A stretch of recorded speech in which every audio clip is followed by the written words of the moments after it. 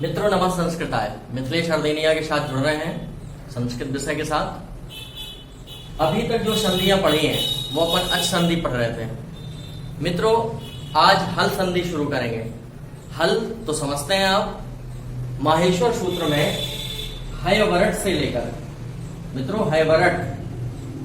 लेकर अंतिम जो सूत्र है हल, तो हा पहला वर्ण और अंतिम ला, इसको बोल देते हैं हल।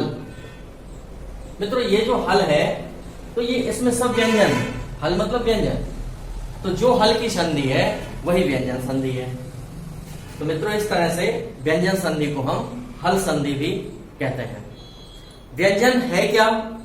तो मित्रों यह वर्ण स्वर सहायेन उच्चार्यते सह व्यंजन वर्ण। मित्रों यह वर्ण स्वर सहायेन उच्चार्यते, मतलब जो वर्ण स्वर की सहायता से उच्चारित किए जाते हैं वे व्यंजन वर्ण कहलाते हैं, क्योंकि बिना स्वरों के उनका उच्चारण संभव नहीं हो पाता। स्वरम बिना व्यंजनोच्चारणम दुष्करम भवति। स्वर के बिना व्यंजनों का उच्चारण दुष्कर हो जाता है, मुश्किल हो जाता है, उनका उच्चारण नहीं कर सकते हैं। तो द्वयो व्यंजन वर्णयो तथा च व्यंजन स्वरयोर मध्ये यह संधि भवति तदैव हल संधि, उसे हम हल संधि कहते हैं। मतलब यह स्वर वर्णयोर मध्ये व्यंजन स्वर वर्णयों मध्ये या व्यंजनयोर मध्ये यह संधि भवति सह व्यंजन संधि भवति। स्वर से व्यंजन का मेल अगर है तो प्लस के पहले स्वर यदि आ रहा है तो मित्रों को व्यंजन नहीं हो सकती। मतलब प्लस के पहले हमें व्यंजन ही चाहिए, तो व्यंजन स्वरयोर मध्य और व्यंजन मध्य यह संधि भवति सह व्यंजन संधि, उसे हम व्यंजन संधि कहेंगे। मित्रों पहले आपको बता चुके हैं कि प्लस में यहां व्यंजन होगा और यहां स्वर भी हो सकता है और व्यंजन भी हो सकता है।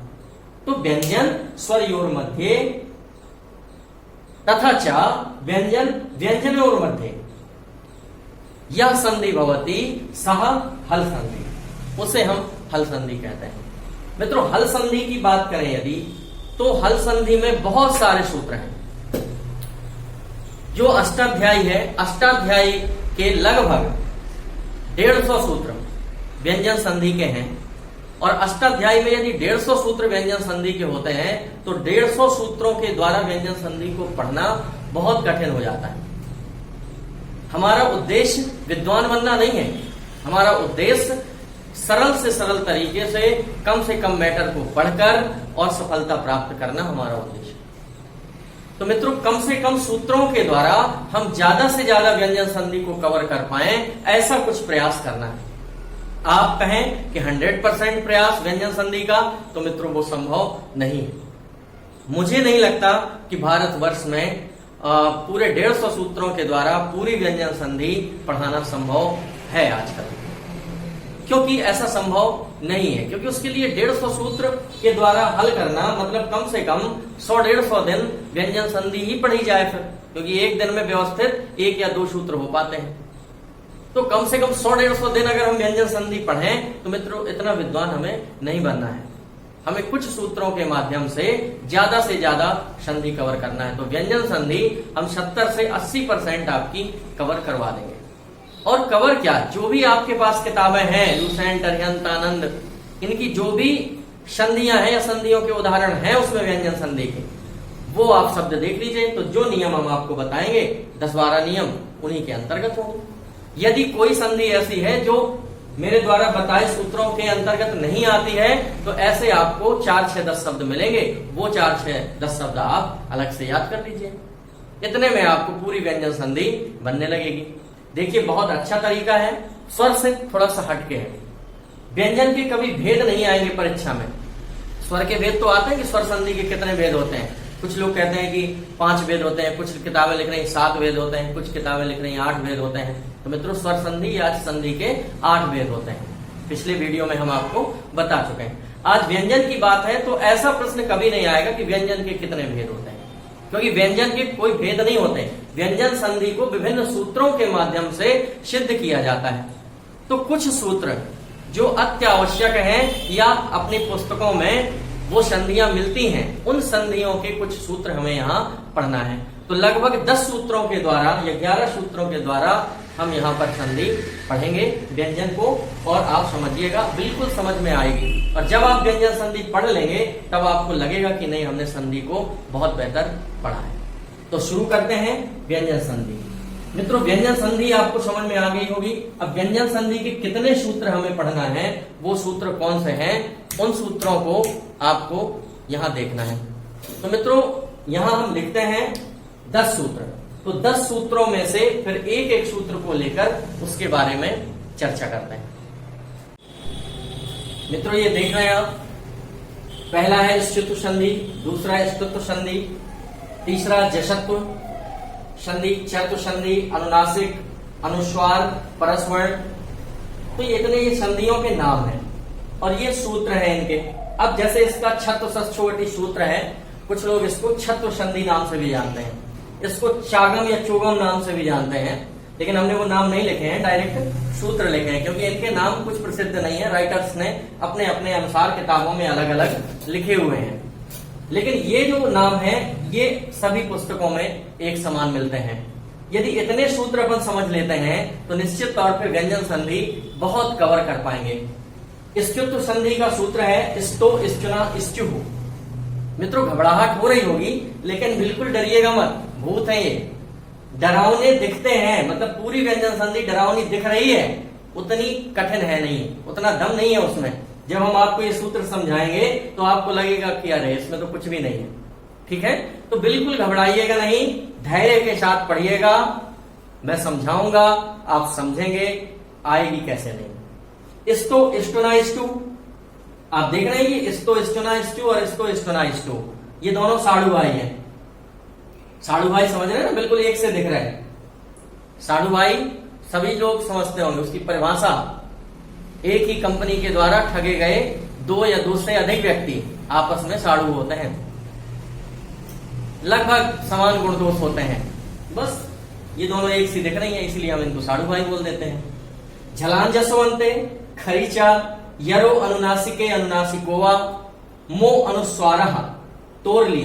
मित्रों, यहां देखिए परस्वर्ण संधि के 2 सूत्र हैं, तोरली और अनुस्वार से यही परस्वर। तो 2 सूत्र से इसको समझना है। ये मो अनुस्वार, मां का अनुस्वार है, ये यरो अनुनासिके, अनुनासिकोवा। बहुत बड़ा दिख रहा होगा, बिल्कुल कठिन नहीं है। कुछ सूत्र दूसरे तरीके से समझना है, क्योंकि ये सूत्र जरूर लिखे हैं, एक सूत्र को सिद्ध करने के लिए हमें 4-4 सूत्रों की और आवश्यकता होती है। मित्रों, अध्ययन का एक सिद्धांत होता है कि हम सरल से उसको कठिन की ओर ले जाएं, लेकिन मतलब हमें आगे की ओर, या कठिन है जो चीज उससे सरलता की ओर ले जाएं, या जो आपको आता है उससे पठन से अपठन की ओर ले जाएं, जो आपने पढ़ा है और जो आपने नहीं पढ़ा। सरल से कठिन की ओर, मतलब जो आपको सरल लग रहा है पहले उसको बताएं और फिर कठिन चीज को बताएं, लेकिन बताने में और कठिनता आ जाए ये अध्ययन का सिद्धांत नहीं है। कठिन चीज को हम सरल बनाएं, तो 4-4 सूत्रों को और याद करना पड़े, हम इसमें बिल्कुल इस पक्ष में नहीं रहते। उसका हम एक दूसरा तरीका आपको बताएंगे, जिससे आपको सरल तरीके से ये संधियां याद हो जाएं, समझ में आ जाएं और बन जाएं। तो मित्रों, देखते हैं पहला सूत्र, इसको मिटा देते हैं। और पहला सूत्र देखिए आप, स्तुत्व संधि, स्तो, स्टुना, स्टु। एक एक सूत्र को लेकर आपके सामने चर्चा करेंगे और पढ़ेंगे। पहला देखिए आप, स्तो, स्टुना, स्टु। मतलब ये सूत्र कहता है कि यदि, ये सूत्र है, ये सूत्र कहता है कि यदि स्तो हो और स्तो के बाद स्टुना हो, मतलब प्लस के पहले स्तो हो और प्लस के बाद स्टुना हो, तो स्तो के स्थान पर स्चु हो जाता है। वो देखिए आगे स्चु। अब आपको लग रहा होगा ये स्तो, स्चु, स्चु कर रहे हैं आप, समझ में कुछ आ नहीं रहा है। बिल्कुल निश्चिंत रहिए, पूरा समझ में आएगा। ये देखिए सरौता वाला सा लिखा है, तो सरौता वाले सा को हम ऐसा भी तो लिख सकते हैं, बात बराबर, क्योंकि आधा है, और ये जो तो है, इस तो को तू समझा जाए। तू का मतलब होता है ता वर्ग। मित्रों पूरा वर्ग ध्यान रखिएगा, का वर्ग मतलब कु। आपको जब उच्चारण स्थान पढ़ाए थे तब उसमें आपको ये बात बताई थी हमने कि इचु यशा नाम, तो ई और चू या सा नाम, तो चू मतलब पूरा च वर्ग लिया था। ऋतु रसा नाम, टू आया था वहां, टू मतलब पूरा ट वर्ग लिया था। अकु विसर्गनीय नाम, आ और कु मतलब पूरा कवर्ग लिया था। तो ये जो कुचु टूतु पु है, ये कवर्ग चवर्ग टवर्ग टवर्ग पवर्ग है। तो समझ में आया मित्रों? इस सा को हम ऐसे सा में लिख सकते हैं। इस तो का मतलब है तू और तू मतलब तवर्ग, तो इस तो को हम तवर्ग समझेंगे। तवर्ग समझ रहे हैं आप? तवर्ग मतलब ता था दा था ना। अब प्लस के बाद यहां लिखा है इस चुना, तो ये सीटी वाले सा को हम ऐसा भी लिख सकते हैं। फिर ये लिखा है चू, मित्रों चू मतलब चवर्ग, तो यहां पर हम चवर्ग लिख सकते हैं। इस ना का कोई मतलब नहीं है, इससे अपना कोई लेना देना नहीं। अगर ये कंडीशन होती है कि प्लस के पहले सरौता वाला सा हो या तवर्ग हो, मतलब ताथा दादा ना हो, और प्लस के बाद सीटी वाला सा हो या चवर्ग हो, मतलब चाचा जाजा इया हो, तो इस्तो के स्थान पर इस्चू हो जाता है। मतलब सरौता वाला सा तवर्ग के स्थान पर सीटी वाला सा चवर्ग हो जाता है। सीटी वाला सा चवर्ग हो जाता है। अब मित्रों आप देख रहे होंगे कि सरौता वाला सा और तवर्ग मतलब ता था दा धा ना, हलंत में शुद्ध व्यंजन हमेशा हलंत में होता है। वैसे भी व्यंजन संधि में प्लस के पहले व्यंजन ही कोई रहता है। और यहां पर सीटी वाला सा और चवर्ग मतलब चा छा जा झा इया, ये भी हलंत में रहेंगे। अगर ये कंडीशन है कोई भी मित्रों प्लस के पहले कोई भी वर्ण हो, ध्यान रखिएगा, और प्लस के बाद इनमें से कोई भी वर्ण हो, तो सा या तवर्ग के स्थान पर सीटी वाला सा या चवर्ग हो जाता है। मतलब सा के स्थान पर सीटी वाला सा।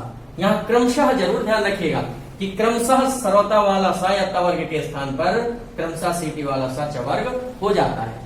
मतलब तवर्ग के स्थान पर यहां चवर्ग हो जाएगा, तो चा छा जा झा इया क्रमशः परिवर्तन होगा। अगर प्लस के पहले कहीं आपको ता मिल रहा है तो ता का परिवर्तन चा में होगा, अगर कहीं था है तो था का परिवर्तन छा में होगा। मतलब इस तरह से परिवर्तन होंगे, क्रमशः परिवर्तन होगा, ये ध्यान रखिएगा। ना का परिवर्तन इया में होगा। समझ में आ रहा मित्रों? बिल्कुल कठिन नहीं है। बात रही इसके उदाहरण की, तो इसको उदाहरण में देख लेते हैं। तो इसका जो पहला उदाहरण है या एक कोई भी उदाहरण है, सत प्लस चित। आप देखिए सत प्लस चित। मित्रों जैसे स्वर संधि के उदाहरण समझे थे कि पहले अपन ने शब्द लिखकर उसका विच्छेद किया था, फिर विच्छेद को संधि में किया था। तो व्यंजन संधि में मित्रों विच्छेद के नियम नहीं है, व्यंजन संधि में संधि के नियम है, जोड़ने के नियम है। तो इनका तरीका थोड़ा सा चेंज हो जाएगा। अब देखिए सत प्लस चित, तो ये जोड़ने का नियम बताया जा रहा है कि इनको जोड़ा कैसे जाएगा। तो प्लस के पहले यहां पर ता है, इनमें से कोई है, ये देखिए, और प्लस के बाद चा है, मतलब इनमें से कोई है। तो अगर ये कंडीशन होती है तो वो कहते हैं कि इनके स्थान पर ये हो जाएंगे, मतलब ता के स्थान पर क्रमशः परिवर्तन चा में हो जाएगा। तो ता का परिवर्तन चा में हो जाएगा, मतलब यहां पर चा आ जाएगा। और जब चा आ जाएगा तो शब्द बन जाएगा सच्चित, ये बन गया सच्चित। आया मित्रों समझ में? दूसरा उदाहरण देखिए, इसमें बहुत से उदाहरण हैं। रामस चिनोती है, रामस प्लस चिनोती,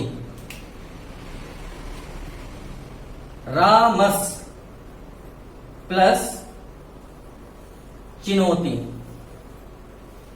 ये देखिएगा, रामस में ये सरौता वाला सा है, यहां पर चा है, तो सरौता वाले सा का परिवर्तन मित्रों सीटी वाले सा में हो जाएगा। और जब सीटी वाले सा में होगा परिवर्तन, तो ये शब्द बन जाएगा रामस चिनोती। क्योंकि मित्रों चा के इस चा में छोटी ई है और उसके पहले जब कोई आधा वर्ण होता है तो वो ई की मात्रा पहले आती है, तो ये बन जाएगा रामस चिन्होती। इस प्रकार से आपको ध्यान रखना है। बहुत सारे इसके शब्द हैं, मनस चलती है, महत छत्र है, तो ये सब आपको उदाहरण देख लेने हैं। मित्रों इसमें दूसरे नियम की ओर चलते हैं। इस्तो, इष्टुना, इष्टु।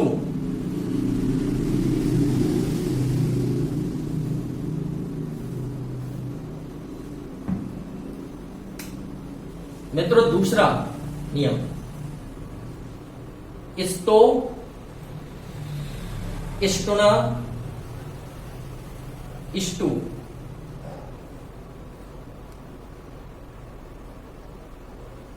ये इस्तो, इष्टुना, इष्टु मतलब ये संधि कौन सी कहलाएगी?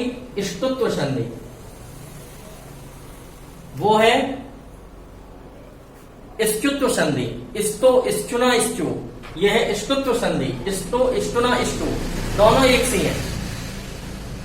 बिल्कुल वही तरीका इसमें है कि यहां पर सरौता वाला सा या ता वर्ग हो, मतलब इस्तो हो और उसके बाद इष्टुना हो, इष्टुना, तो इस्तो के स्थान पर इष्टु हो जाएगा। मित्रों ये तो मतलब ता वर्ग और ये सरौता वाला सा, तो सरौता वाला सा हम ऐसा भी लिख सकते हैं और ये ता वर्ग है, ता वर्ग को हम ऐसा लिख सकते हैं, प्लस उसके बाद षटकोण वाला सा हो या ता वर्ग हो, तो सरौता वाला सा के स्थान पर षटकोण वाला सा हो जाएगा और ता वर्ग के स्थान पर ता वर्ग हो जाएगा। सॉल्व बिल्कुल कठिन नहीं है। भयानक लग रही थी कि व्यंजन संधि बहुत भयानक है, इतनी भयानक नहीं है। सरौता वाला सा, ता वर्ग मतलब ता, था, दा, धा, ना, हलंत समय आ जाएगा, प्लस षटकोण वाला सा प्लस टा वर्ग मतलब टा, ठा, डा, ढा, णा, इस तरह से। और इनका परिवर्तन फिर किसमें होगा? षटकोण वाला सा या टा वर्ग में, तो सा के स्थान पर क्रमशः परिवर्तन हो जाएगा। तो सरौता वाले सा का परिवर्तन षटकोण वाले सा में और टा वर्ग का परिवर्तन टा वर्ग में। टा, ठा, डा, ढा, णा। मित्रों पहली संधि और दूसरी संधि में केवल अंतर यह है कि यहां पर वहां पर सीटी वाला सा मतलब तालब्ध सा और चवर्ग था और यहां मूर्धन्य सा टवर्ग है। लेकिन ये मूर्धन्य सा टवर्ग कब आएगा? जब प्लस के बाद ये मूर्धन्य सा टवर्ग में से कोई वर्ण होगा। लेकिन अगर यहां तालब्ध सा और चवर्ग का कोई वर्ण है तो फिर यहां तालब्ध सा चवर्ग का वर्ण आएगा। समझ में आ रहा मित्रों? बिल्कुल। अगर समझ में आ रहा है तो बस इससे सरल संधि और क्या हो सकती है। बात रही इसके उदाहरण की, तो बहुत सारे उदाहरण हैं इसके, जैसे तत् प्लस टीका, तत् प्लस टीका। आप ये देखें कि तत् प्लस टीका में ता है, मतलब इनमें से कोई है तो ये है ता, और फिर यहां पर टा है मतलब इनमें से कोई है, ये है टा, मतलब इस रूल्स का है ये नियम, इस रूल्स का है ये सब। तो फिर ता का परिवर्तन टा में हो जाएगा, तो यहां पर ता का परिवर्तन टा में हो जाएगा, और जब ये परिवर्तन होगा तो शब्द बनेगा तट्टीका। अच्छे से पढ़िएगा मित्रों, तट्टीका, मोदी जी वाला नहीं। तत् प्लस टीका, तट्टीका। तत् मीन्स उसका या उसकी, और टीका वो टीका टिप्पणी वाली, ये टीका नहीं ना, ये वाला टीका। जो टीका टिप्पणी होती है मित्रों, टीका वो कहलाती है जो किसी पुस्तक का भाषा सार बदले बिना हम उसको किसी दूसरी भाषा में संक्षेप में लिख दें, वो टीका कहलाती है। जैसे रामचरितमानस है, मूल क्या है? रामायण है वाल्मीकि कृत, और उनने तुलसीदास जी ने रामचरितमानस लिख दिया, भाषा में परिवर्तन किया, थोड़ा सा कथा में परिवर्तन किया, तो फिर उसे हम पूर्णतः टीका नहीं कह सकते। लेकिन तुलसीदास जी की रामचरितमानस को बिना कथा सार बदले हम अपनी बुंदेलखंडी भाषा में या किसी भी भाषा में लिख दें, एक राम हते, दशरथ हते, उनके 4 लड़का हते, राम लक्ष्मण भरत शत्रुघ्न, जिनमें बड़ो वालो बड़ो वीर हतो, बड़ो वालो बड़ो वीर हतो। अब उनके घर में अच्छी मची, जब अच्छी मची और काय में मची, लड़कन के राजा बनावे में कि हमाओ बने, और एक बोली हमाओ बने, 2 जन में मच गई। राजा दशरथ वही टेंशन में चले गए, उनको वनवास हो गो, उते सिया को हरण हो गो, रावण उठा ले गो, राम ने रावण को मारो। मतलब भाषा चेंज हुई, संक्षिप्त हुई, लेकिन कथा सार नहीं बदला, कथा तो वही है। इसे हम कहेंगे टीका। तो टीका ये किसकी है? रामचरितमानस की टीका कहलाएगी। और टीकाकार कौन कहलाएंगे? जिसने लिखा है। अगर हम लिखेंगे तो हम फिर टीकाकार कहलाएंगे।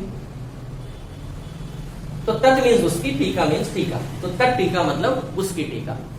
इसमें एक उदाहरण और बहुत आता है, बृहत टिट्टिभी। बृहत टिट्टिभी, बृहत प्लस टिट्टिभी। अब यहां ता है, यहां टा है, तो ता का परिवर्तन टा में हो जाएगा और शब्द बन जाएगा। मित्रों दिख रहा है यहां नीचे तक, बृहत टिट्टिभी, बृहत टिट्टिभी, इस तरह से बन जाएगा। तो डबल टा आ गए, क्योंकि ता का परिवर्तन टा में हो गया है। तो इस तरह से बृहत, बृहत मीन्स होता है बहुत ज्यादा, टिट्टिभी मीन्स टिटिरी, तो बहुत सी टिटिरी, वो बृहत टिट्टिभी कहलाएगा। इसके और भी बहुत सारे उदाहरण आपको मिल सकते हैं, जैसे महान प्लस डामर। यहां लिख देते हैं महान प्लस डामर। आप देख लीजिए, प्लस के पहले ना है, मतलब देखिए इनमें से है कोई, ये है ना। और यहां देखिए डा है, तो इनमें से कोई है, ये है डा, मतलब इस रूल्स का है ये। और जब इस रूल्स का है तो ना का परिवर्तन किसमें होगा? मित्रों क्रमशः परिवर्तन होना है। सा का सा में, ता का टा में, था का ठा में, दा का डा में, धा का ढा में और ना का एड़ा में। तो ना का परिवर्तन मित्रों एड़ा में होगा। और जब एड़ा में होगा तो यहां आ जाएगा एड़ा, वही आधा। अब जोड़ देंगे, जब जोड़ेंगे तो ये बन जाएगा महान डामर, इस तरह से। महान मतलब महान, और डामर, मित्रों डामर शब्द डम से बना है। डम मीन्स होता है भीषण। तो महान डामर मतलब भीषण आवाज करने वाला, डम की भीषण आवाज करने वाला, तेज आवाज करने वाले को हम महान डामर कहते हैं। डीजे वाले को कह सकते हैं, जब डीजे नहीं बहुत तेज बजता तो धड़कने बढ़ जाती, तो हम डीजे वाले को महान डामर कह सकते हैं। या जहां भी बहुत ज्यादा कोलाहल हो, बहुत तेज आवाज हो, उस आवाज को हम महान डामर कह सकते हैं। ऐसे और भी बहुत सारे उदाहरण हैं। बृहत टिट्टिभी है, रामस टीकते हैं। रामस टीकते में सरवता वाले सा के स्थान पर षटकोण वाला सा हो जाएगा। जैसे देख लेते हैं, रामस प्लस टीकते। अब यहां देखिए आप, टीकते, यहां सरवता वाला सा है और वहां पर प्लस के बाद टा है, तो सरवता वाले सा का परिवर्तन षटकोण वाले सा में हो जाएगा। तो यहां षटकोण वाला सा आ जाएगा, मतलब रामस टीकते अगर संधि आती है तो आपको रामस टीकते इस तरह से करना होगा, षटकोण वाला सा आ जाएगा। अब आपको लग रहा होगा ये तो जोड़ने की बात है, अगर सर रामस टीकते आ गया तो हम यहां कैसे पहुंचेंगे? तो इसका जस्ट अपोजिट कर देना है, फिर षटकोण वाले सा का परिवर्तन सरवता वाले सा में करना है। अगर यहां महान डामर आ गया तो फिर णा का परिवर्तन ना में करना है। अगर यहां पर तत् प्लस टीका में, तत् टीका है तो टा का परिवर्तन फिर ता में करना है। और फिर जब आप पढ़ लेंगे तो लगभग यही शब्द आते हैं। जब पूरी व्यंजन संधि पढ़ लेंगे या पूरी संधि पढ़ लेंगे और जब आप उदाहरण सॉल्व करेंगे तो ये चिल्लाएंगे सब कि हम है स्वर संधि, हम है व्यंजन संधि। बस प्रैक्टिस में लिए रहिए, आप जुड़े रहिए, निरंतर पढ़ते रहिए आप, तब ऐसा संभव हो पाएगा। मित्रों ये 2 संधियां आज हो गई, बाकी हम कल करते हैं। कल फिर मिलते हैं। आप जुड़े रहिए, निरंतर पढ़ते रहिए। जहां आपको समस्याएं हो हम निश्चित तौर पे कभी लाइव आएंगे, आपके कमेंट का आंसर देंगे, ठीक है।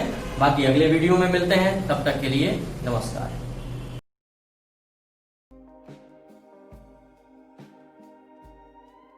सक्सेसफुल जो सभी एग्जाम को टारगेट करते हुए ध्यान में रखकर ये मिशन चलाया जा रहा है। चाहे आने वाले जितने भी एग्जाम हो, वर्ग 3 महिला सुपरवाइजर, एमपी पुलिस, फॉरेस्ट, पटवारी, सीपीसीटी से रिलेटेड जितने भी एग्जाम है उन सभी को ध्यान में रखकर ये मिशन चलाया जा रहा है। व्हाट्सएप ग्रुप पर स्टडी कराई जा रही है, प्रिपरेशन कराई जा रही है, जिसमें बॉयज़ और गर्ल्स के अलग अलग ग्रुप बनाकर आपकी प्रिपरेशन कराई जा रही है। ग्रुप में आपको time table, strategy, routine, study material, daily and weekly test, guidance, motivation सब कुछ दिया जाएगा। और यहाँ पर ये आप देख सकते हैं अलग अलग ग्रुप बनाए गए हैं, लगभग 22 और आपको ऐड किया जाएगा। तो आप लोग बिना किसी देरी के मैसेज कीजिए और 9981167757 पर आपको ऑडियो मैसेज करना है। व्हाट्सएप से अपना नाम बता देना है, मैं आपको उसी एग्ज़ाम से रिलेटेड ग्रुप में ऐड कर दूंगा। महिलाओं के अलग ग्रुप हैं, पुरुषों के अलग ग्रुप हैं, आप देख सकते हैं, ठीक है।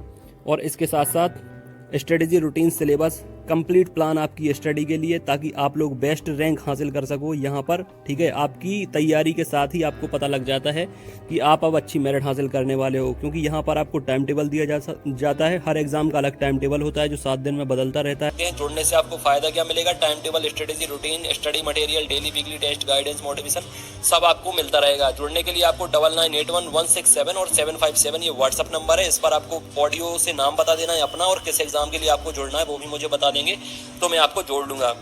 सभी एग्जाम की प्रिपरेशन कराई जाती है, सभी एग्जाम की ऑनलाइन ऑफलाइन टेस्ट सीरीज मिलती है, नोट्स मिलते हैं तो आप ले सकते हैं।